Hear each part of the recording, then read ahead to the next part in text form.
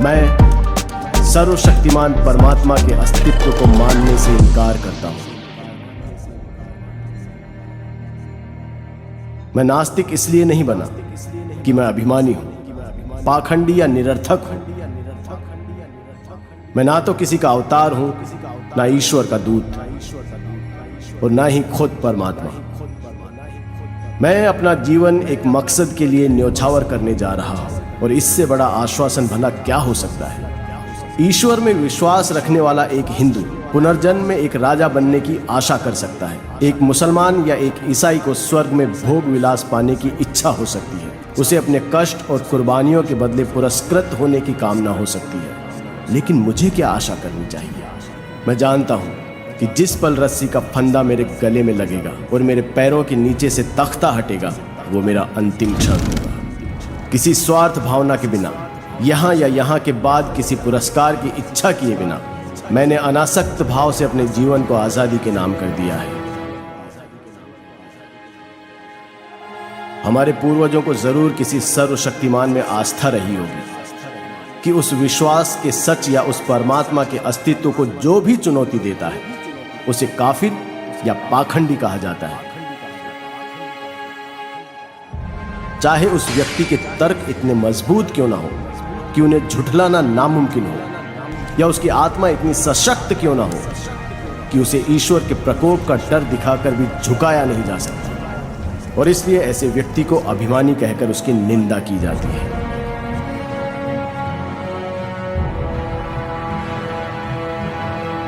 मैं घमंड की वजह से नास्तिक नहीं बना।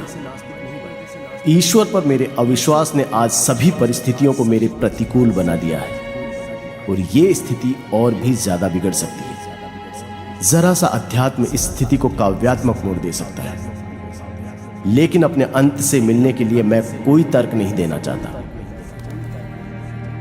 मैं यथार्थवादी व्यक्ति हूं। अपने व्यवहार पर मैं सिर्फ तर्कशील होकर विजय पाना चाहता हूं। भले ही मैं हमेशा इन कोशिशों में कामयाब नहीं रहा हूं, लेकिन ये मनुष्य का कर्तव्य है कि वो कोशिश करता रहे, क्योंकि सफलता तो संयोग और हालात पर ही निर्भर करती है। आगे बढ़ते रहने वाले प्रत्येक व्यक्ति के लिए जरूरी है कि वो पुरानी आस्था के सभी सिद्धांतों में दोष ढूंढे। उसे एक एक कर पुरानी मान्यताओं को चुनौती देनी चाहिए। उसे सभी बारीकियों को परखना और समझना चाहिए। अगर कठोर तर्क वितर्क के बाद वो किसी धारणा तक पहुंचता है, तो उसके विश्वास को सराहना चाहिए। उसके तर्कों को गलत या झूठा भी समझा जा सकता है, पर संभव है कि उसे सही ठहराया जाएगा, क्योंकि तर्क ही जीवन का मार्गदर्शक है। लेकिन विश्वास, बल्कि मुझे कहना चाहिए कि अंधविश्वास बहुत घातक है। वो एक व्यक्ति की सोच समझ की शक्ति को मिटा देता है और उसे सुधार विरोधी बना देता है।